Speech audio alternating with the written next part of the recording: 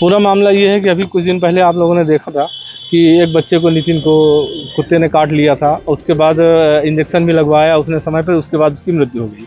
और उसके बाद जब आवेदन दिया गया तो जांच की कार्रवाई की गई। तो जांच की कार्रवाई के बाद भी जो दोषी पाए गए उन पर अभी तक कोई कार्रवाई नहीं हुई है। तो हम लोगों की मांग है कि जो दोषी हैं उन पर कार्रवाई हो।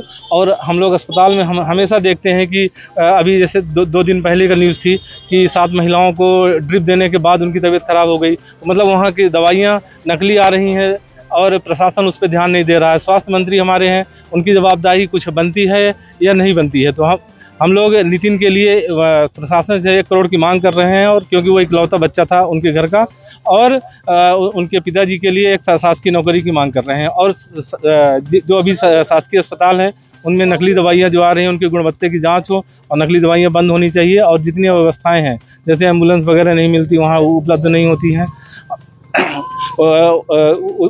सभी व्यवस्थाएं उचित होनी चाहिए।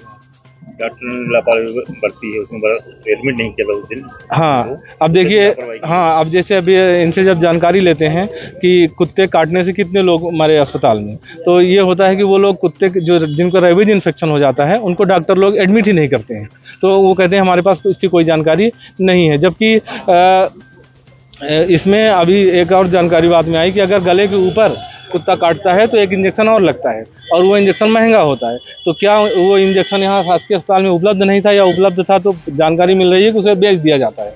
तो अगर वो इंजेक्शन नहीं था, गले के ऊपर कुत्ता काटा था, तो इनको कहीं से व्यवस्था करके उसको लगानी चाहिए। तो क्या मतलब ये कह देंगे, ये कहे कि ये फुर्सत नहीं हो सकते हैं कि ये दवाई मेरे पास उपलब्ध नहीं थी। तो जबकि स्वास्थ्य मंत्री हमारे रीवा के हैं, अगर रीवा का ये स्थिति रहेगी तो दूसरे जगह की क्या हाल होगा, ये एक विचारणीय प्रश्न है। अस्पताल प्रबंधन की, स्वास्थ्य मंत्री की, मुख्यमंत्री की, सभी की, क्योंकि सरकारी अस्पतालों को जिस तरह से इन्होंने लावारिस छोड़ दिया है। और अब आप देखिए, आयुष्मान का जो पैसा आता है, आयुष्मान का पैसा ये करोड़ों रुपए एक निजी अस्पताल को दे देते हैं, लेकिन एक शासकीय अस्पताल को देने के लिए इनको करोड़ 2 करोड़ रुपया नहीं होता है।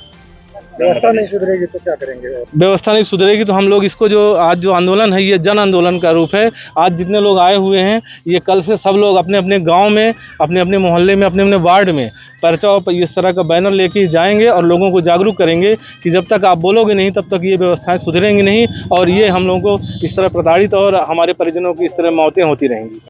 ताज़ा तरीन खबरों से जुड़े रहने के लिए चैनल को सब्सक्राइब करिए और बेल आइकन दबाइए, और देखते रहिए न्यूज़ नेटवर्क टुडे।